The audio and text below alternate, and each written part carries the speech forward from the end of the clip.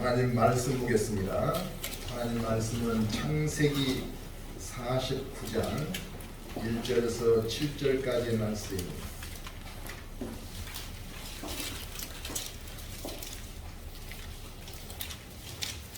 창세기 49장 1절에서 7절까지의 말씀, 우리 일어서서 교독하겠습니다. 야곱이 그 아들들을 불러 이르되 너희는 모이라. 너희가 후일에 당할 이 일을 내가 너희에게 이르리라. 너희는 모여 들으라. 야곱의 아들들아, 너희 아버지 이스라엘에게 들을지어다. 르우벤아, 너는 내 장자요 내 능력이요 내 기력의 시작이라. 위풍이 월등하고 권능이 탁월하다마는 물에 그릇을 봤은즉 너는 탁월하지 못하니 내가 아버지의 침상에 올라 더럽혔으니라. 그가 내 침상에 올랐었도다. 시므온과 레이는 형제요 그들의 칼은 폭력의 도구로다. 내 영혼아 그들의 모기에 상관하지 말지어다. 내 영혼아 그들의 집에 참여하지 말지어다. 그들의 분노대로 사람을 죽이고 그들의 혈기대로 수의 발목 힘줄을 끊었습니다. 같이 하겠습니다. 그 노용이 혹독하니 저주를 받을 것이요 분위기가 맹렬하니 저주를 받을 것이다. 내가 그들을 야곱 중에서 나누며 이스라엘 중에서 흩으리로다.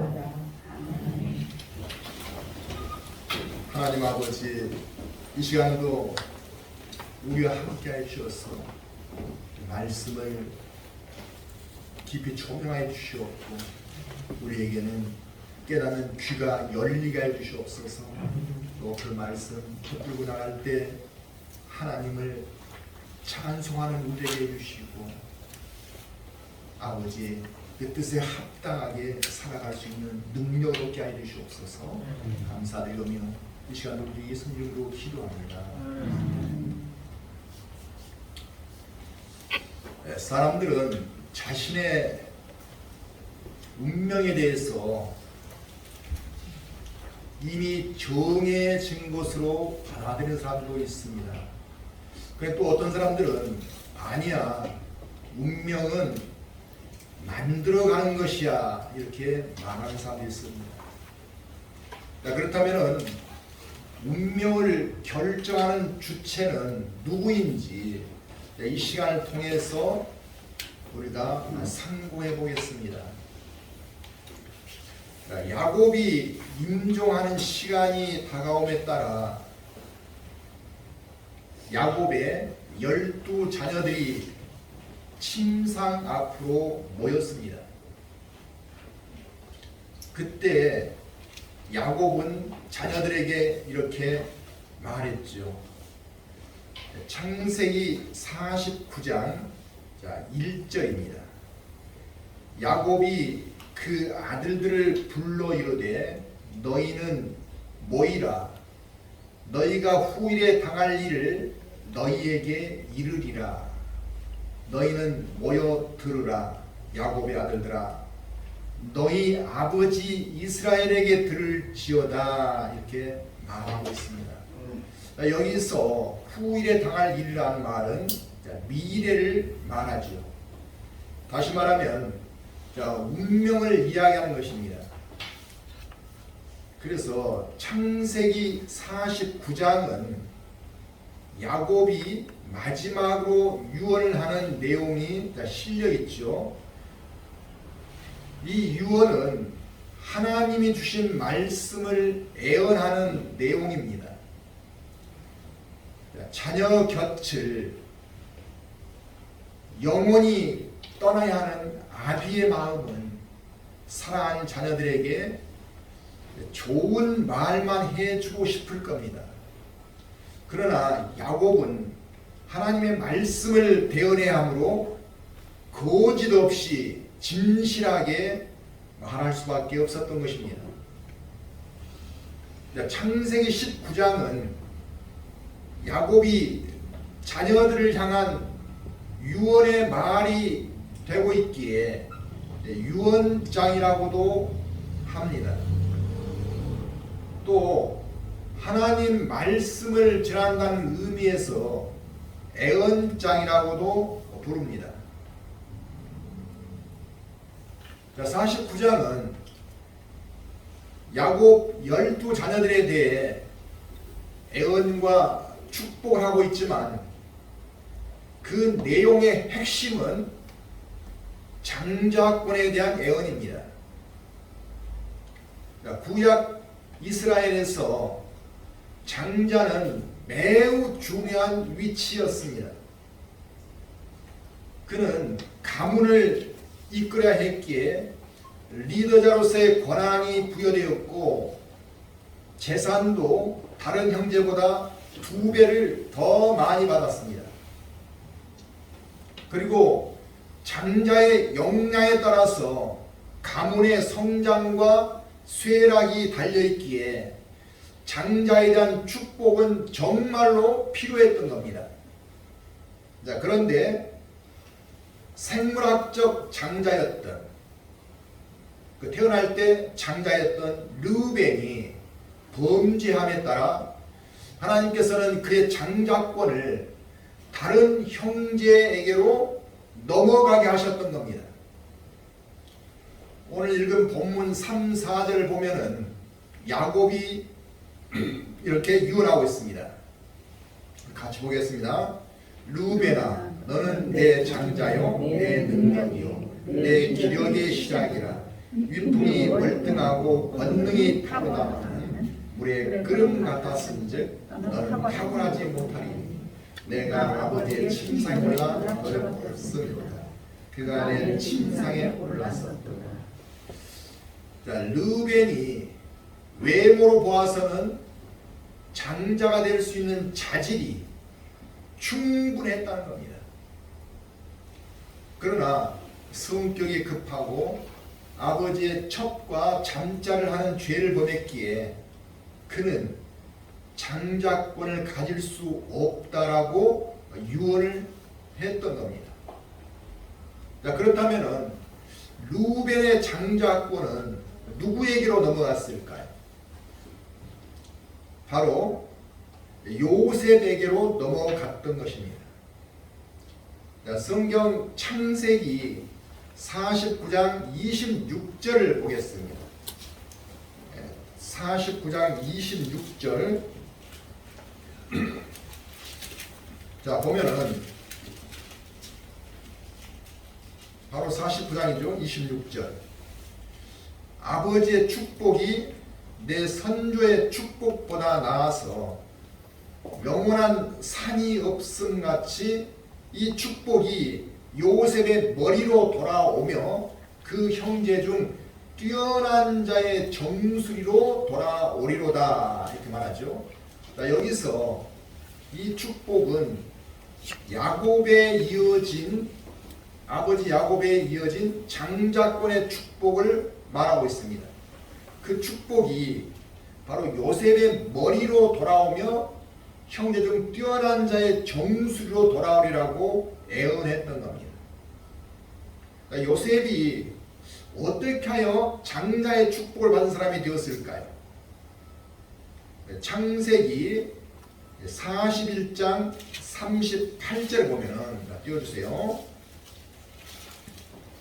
바로가 요셉을 두고 그의 신하들에게 이르되 이와 같이 하나님 영에 감동된 사람을 우리가 어찌 찾을 수 있으리요 하고 말한 내용이 기록되어 있습니다.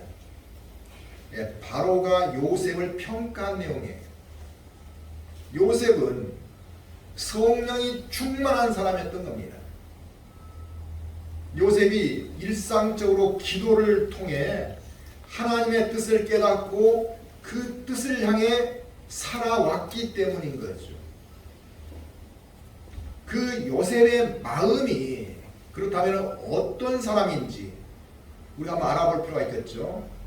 창세기 50장 20절과 21절에 그 내용이 나오고 있습니다. 자, 띄워주세요. 자, 우리 보겠습니다. 당신들은 나를 헤아려 하였으나 하나님은 그것을 선으로 바꾸사 오늘과 같이 많은 백성의 생명을 구원하게 하시려 하셨나니 당신들은 두려워하지 마소서. 내가 당신들과 당신들의 자녀를 기르리이다 하고 그들을 강건한 말로 이루었다. 여기서 당신들은 요셉 자신을 애굽에 팔아넘긴 형들을 말하고 있죠. 그 형들에게 두려워하지 마십시오. 내가 당신들과 당신들의 자녀를 기르리다 하고 간곡한 말로 위로했다 이렇게 나오고 있습니다. 형들이 자신을 애굽의 노예로 팔아버렸지만 형들을 조금도 원망하지 않겠다는 것입니다. 왜냐하면 그것은 하나님께서 이스라엘 백성들을 살리게 하시려는 뜻이었음을 알게 되었다는 거죠. 거기다 형들의 자녀들까지도 양육의 책임을 지겠다고 약속하고 있지 않습니까? 이러한 마음을 품고 사는 요셉에게 하나님께서는 장자권을 넘겨주셨던 겁니다. 하나님께서는 사람의 겉모습만이 아니라 그 내면의 중심까지도 살피시고 계시는 하나님이신 것을 알 수 있습니다. 요셉에게는 하나님의 마음으로 모든 현상들을 바라보는 영성이 있었던 거예요. 자기의 판단과 생각으로 바라보는 게 아니라 하나님의 생각과 판단으로 모든 사물들과 현상들을 바라보는 삶을 살았다는 거예요. 자, 그런데 먼 훗날 이스라엘을 이끄는 지파는 살펴보니까 요셉의 가문이 아니었습니다. 자, 제사장의 가문은 레위 지파였고, 그리고 왕이 나오는 가문은 유다 지파였던 거예요. 자, 그렇다면 야곱이 했던 유언의 효력이 당초부터 맞지 않는 것이었을까요? 그런 것이 아니라 도중에 운명이 바뀌는 역사가 일어났던 겁니다. 장자권이 요셉의 후손 시대에 와서 제사장은 레위 지파로, 그리고 왕권은 유다 지파로 분할하여 넘어갔던 거예요. 자, 그렇다면 당초 레위 지파에 대한 유언은 어떤 것인지 우리 한번 살펴보겠습니다. 자, 본문 5절에서 7절까지 함께 보겠습니다. 시므온과 레위는 형제요, 그들의 칼은 폭력의 도구보다 내 혼아 그들의 모의에 상관하지 말지어다. 내 영광아 그들의 집회에 참여하지 말지어다. 그들이 그들의 사람을 죽이고 그들의 혈기로 소의 발목 힘줄을 끊었으므로다. 그 모욕음이 혹독하니 그가 맹렬하니 저주를 받을 것이라. 내가 그들을 야곱 중에서 나누며 이스라엘 중에서 흩으리로다. 이렇게 말씀하고 있습니다. 자, 왜 이런 말씀을 했냐면 시므온과 레위는 여동생인 디나가 세겜족 청년에게 성폭력을 당하자 부인을 이기지 못하고 그들의 일족을 살해해버리는 끔찍한 일을 저지른 사건이 있었습니다. 그래서 폭력적인 시므온이나 레위는 둘 다 장자권에서 멀어질 수밖에 없었던 겁니다. 그리고 그들을 각 지파로 흩어버리신다고 저주까지 하고 있는 걸 보게 됩니다.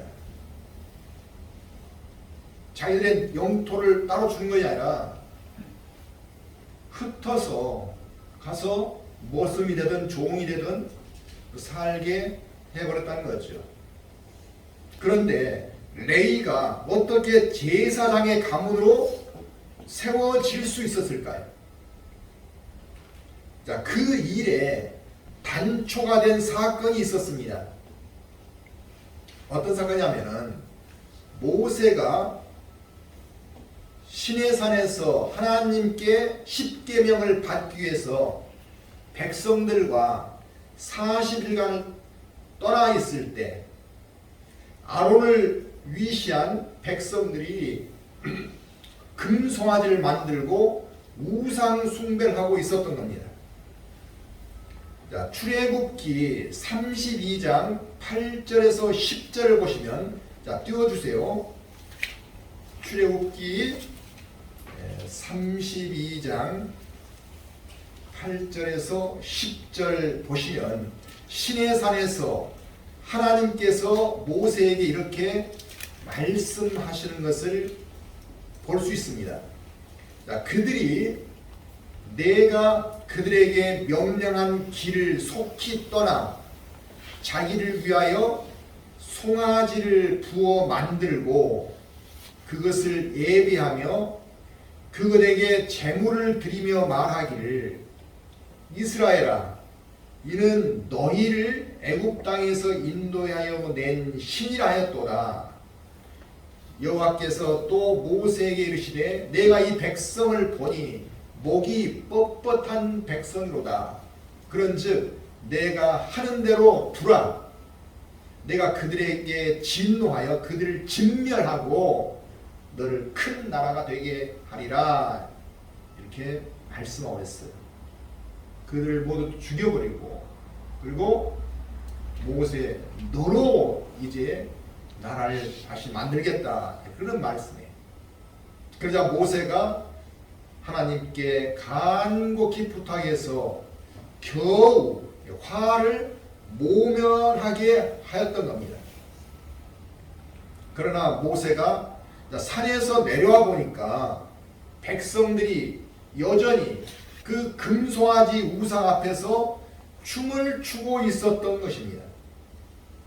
이것을 본 모세는 속죄 차원에서 백성들의 죄를 묻지 않을 수 없었던 거예요. 그 일은 회개하지 않은 백성들을 처단하는 일이었습니다. 죽이는 일이었어요. 자, 그 일에 누가 나서냐면은 바로 레위 지파가 자진해서 헌신했던 것입니다.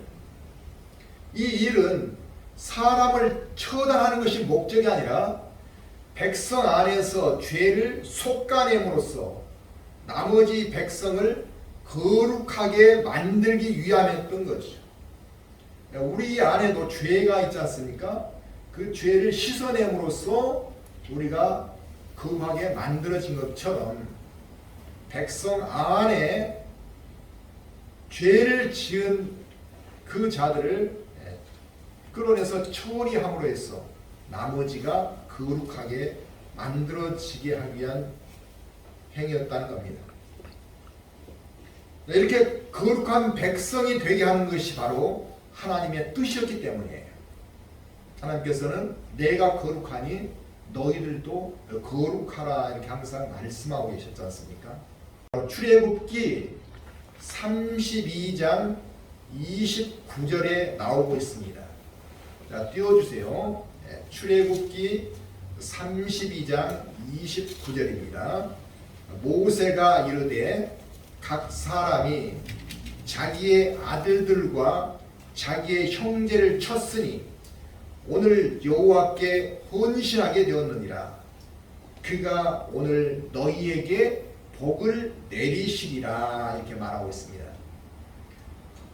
자, 모세가 레위 지파에게 이렇게 축복을 했던 거죠. 자, 이 일이 있은 후부터 레위 지파는 하나님께 충성하고 헌신하는 지파로 자리매김하게 되었고, 이후로 백성들을 거룩하게 하는 제사를 행하고 성전 일을 돕는 역할이 주어지게 된 겁니다. 야곱이 애어날 당시는 모든 지파 속으로 흩어져 머슴처럼 살아가야 할 저주받은 운명이었지만 그들이 하나님 편이 되고 충성하고 헌신하게 되자 각 지파로 들어가기는 들어가되 그들을 영적으로 지도하는 자리에 세워질 수 있었던 겁니다. 이렇게 운명이 바뀌어질 수 있다는 것이죠. 자, 그런데 유다는 레위와는 달리 아버지 야곱으로부터 처음부터 엄청난 축복된 예언을 듣습니다. 그 내용이 성경 창세기 49장 10절 나오고 있습니다. 함께 보겠습니다.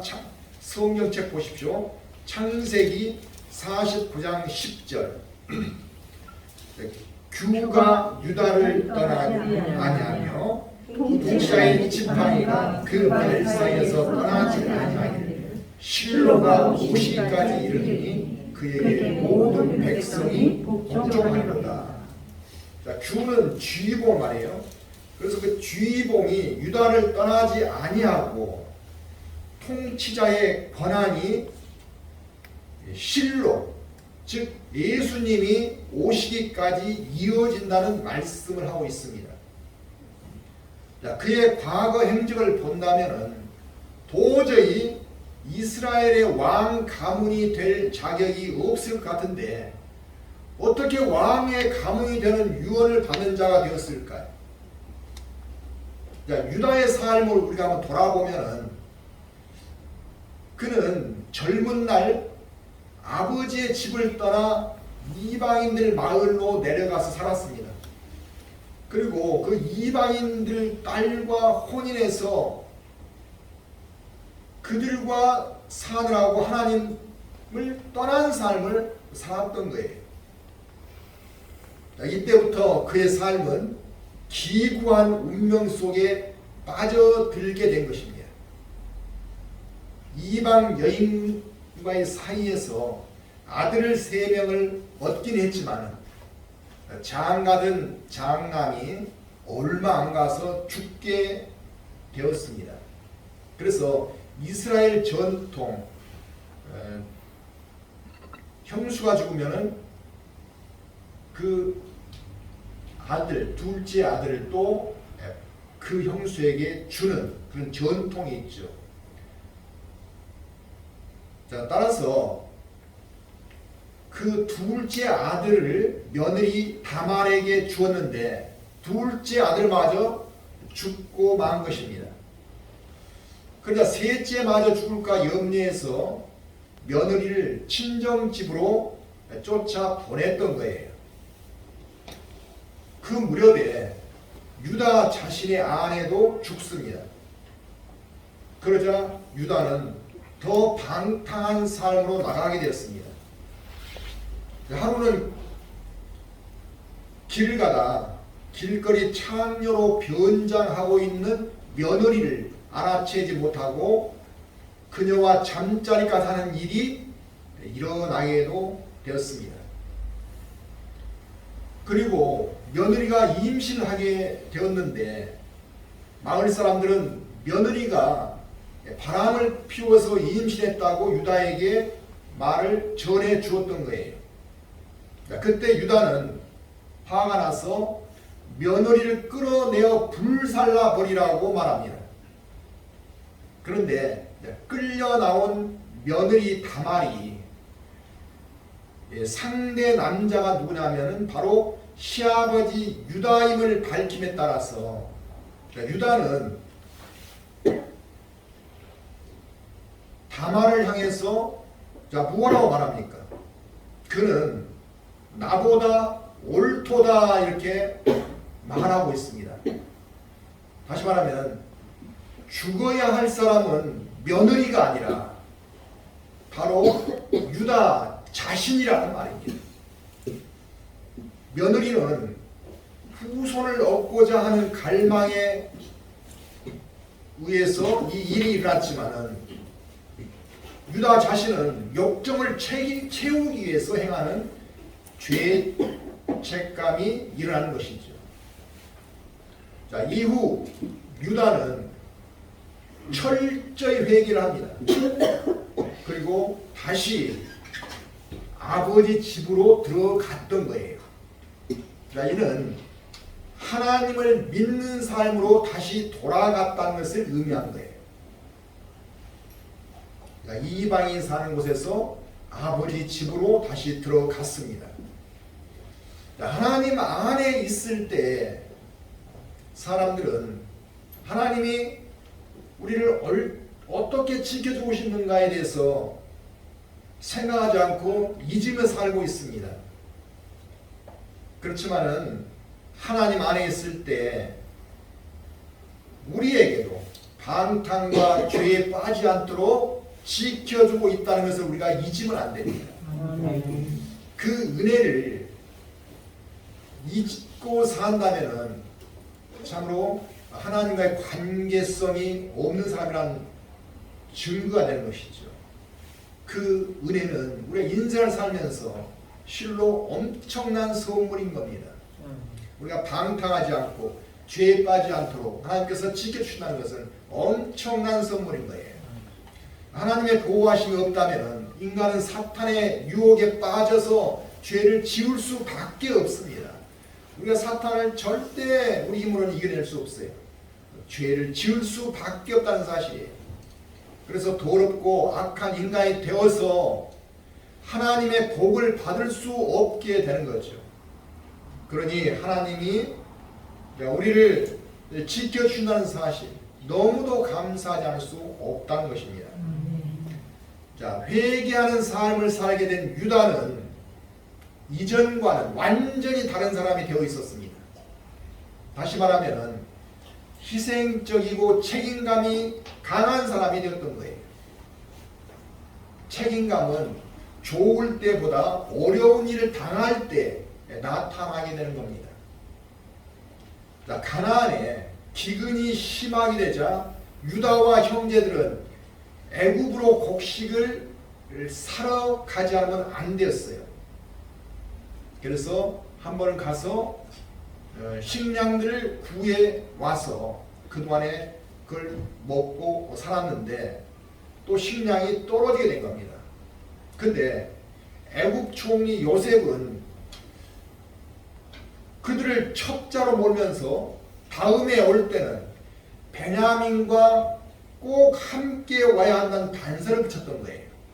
막내 아들 그와 꼭 함께 와야지 너희들이 첩자 아니라는 것을 내가 알겠다 하면서 단서를 붙여서 베냐민과 함께 오라는 거예요. 그러나 아버지 야곱은 사랑하는 베냐민이 어떻게 될까 봐서 베냐민을 절대로 데려가지 못하게 했던 겁니다. 자, 근데 식량이 다 떨어져서 이제 굶게 되었어요. 이제는 아버지 야곱을 누군가가 설득해야 했습니다. 자, 그때 형제 중에 유다가 나서서 아버지 야곱을 설득하죠. 그래서 베냐민을 보내주시면은 내가 책임을 지겠습니다. 이렇게 말을 합니다. 창세기 49장 9절 보겠습니다. 띄워주세요. 창세기 49장 9절. 내가 그를 위하여 담보가 되오리니 아버지께서 내 손에서 그를 찾으소서. 내가 만일 그를 아버지께 데려다가 아버지 앞에 두지 아니하면 내가 영원히 죄를 지리이다. 이렇게 말하고 있습니다. 만일 내가 애굽에서 돌아올 때 베냐민을 못 데리고 온다면 내가 책임을 지고 어떤 벌이라도 달게 받겠습니다 하는 말을 했던 거죠. 자, 이로써 야곱을 설득했고 그들은 베냐민을 대동해서 식량을 구하는 길을 떠날 수 있었습니다. 자, 그런데 식량을 구한 그들이 애굽에서 출발하려 할 때 요셉은 베냐민을 잡아둘 생각으로 사람을 시켜서 그 베냐민의 식량 자루에 은잔과 돈을 몰래 넣어두게 했습니다. 그리고 유다와 형제들이 출발하자 요셉은 그들을 뒤쫓아서 짐을 검색하고 베냐민 자루에서 은잔과 돈을 찾아내게 했던 거예요. 이로써 베냐민은 꼼짝없이 죄인이 되었고 총리 요셉에게 붙잡혀 가게 된 겁니다. 자, 이때까지도 요셉이 그들의 형제인가를 알 수 없었던 거죠. 자, 그러자 누군가가 또 나서서 요셉을 베냐민을 구해야 되는데 누가 나오냐면은 유다가 또 나서게 됩니다. 자신이 동생인 베냐민을 대신해서 종이 되어 주겠습니다. 그러니 베냐민을 풀어주십시오 하고 간청하게 되죠. 창세기 44장 33절 보겠습니다. 자, 띄워주세요. 자, 창 보겠습니다. 이제 주의 종으로 그 아이를 대신하여 머물러 있어 내 주의 종이 되게 하시고 그 아이는 그 형제들과 함께 올려 보내소서. 자, 베냐민을 풀어준다면 자신은 어떤 벌을 받아도 좋겠다는 거죠. 또 어떻게 종사를 하든 상관이 없다라는 말을 하고 있는 겁니다. 이처럼 유다는 아버지와 형제를 위해 자신을 온전히 내어줄 수 있는 사람이 되었던 거예요. 그래서 책임과 희생하는 마음이 형제 중에서 가장 강한 사람인 것을 보여주고 있습니다.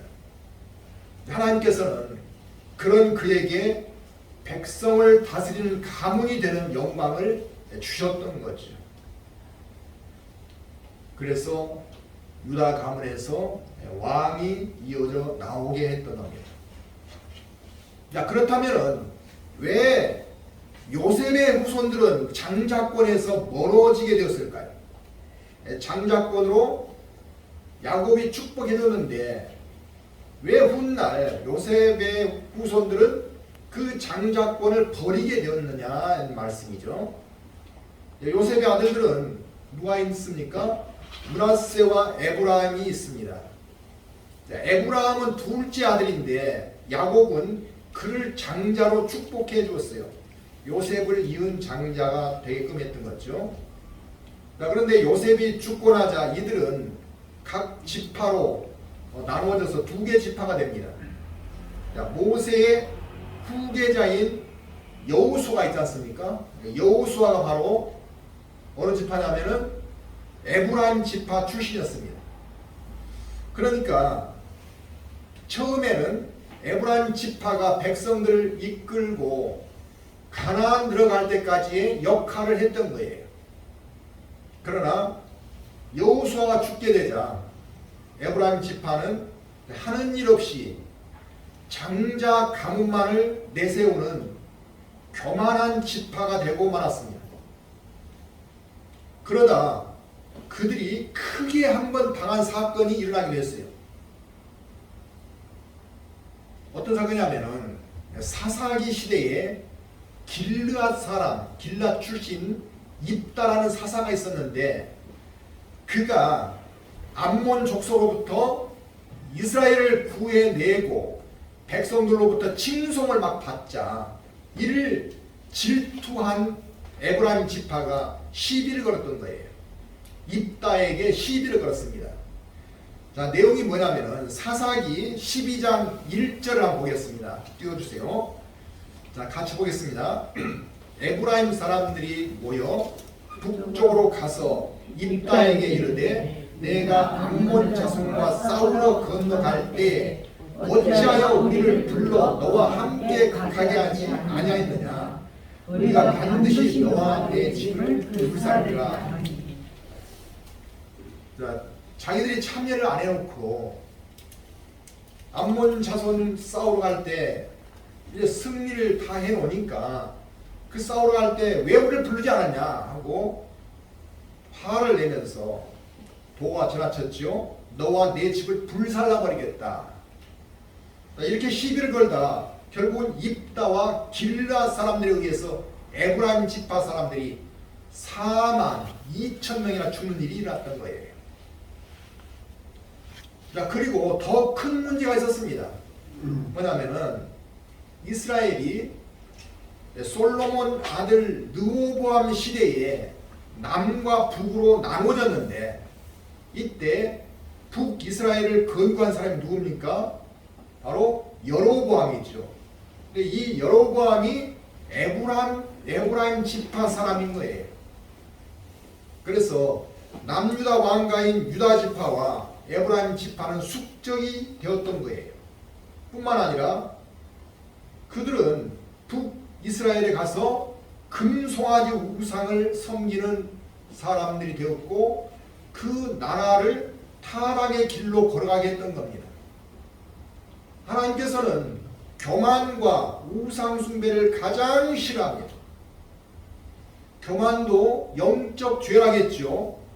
교만이 도둑질하거나 폭행하거나 그런 일과는 차원이 다른 거라고 했죠. 교만은 영적 죄입니다. 하나님을 멸시하는 상태까지 가기 때문에 그런 거예요. 그리고 우상 숭배도 영적 죄입니다. 그래서 하나님께서는 이 두 가지를 가장 싫어한다는 것이죠.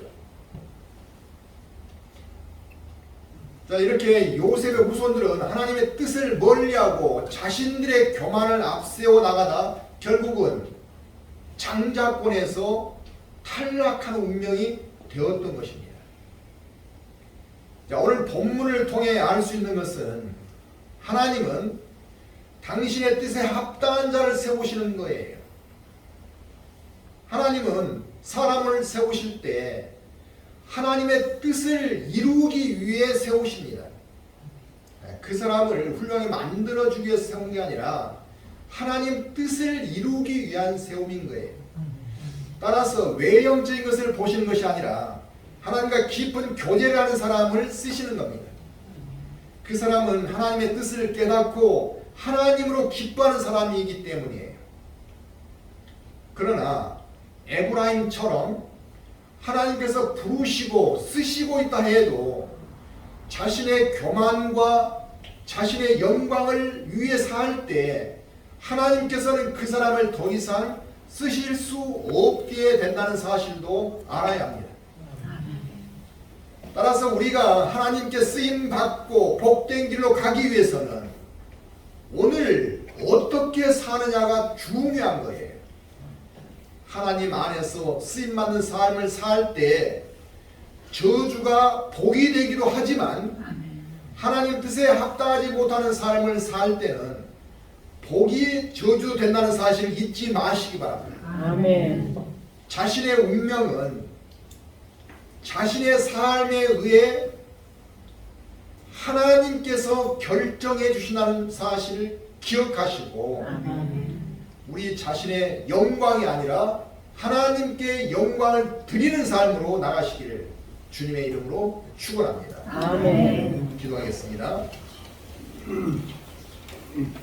오늘 본문을 통해 하나님의 축복과 저주가 자신의 삶에 관한 결과인 것을 다시금 깨닫게 해주심을 감사드립니다. 우리의 부족과 연약함을 익히 아시오니 우리의 삶을 돌아보게 해주시고 하나님 뜻 안에서 합당한 삶을 살아갈 수 있도록 붙잡아 주시옵소서. 특히 겸손과 사랑으로 섬기는 자녀가 되게 해주시고 하나님의 뜻을 헤아리며 기도하는 삶이 되게 해주시옵소서.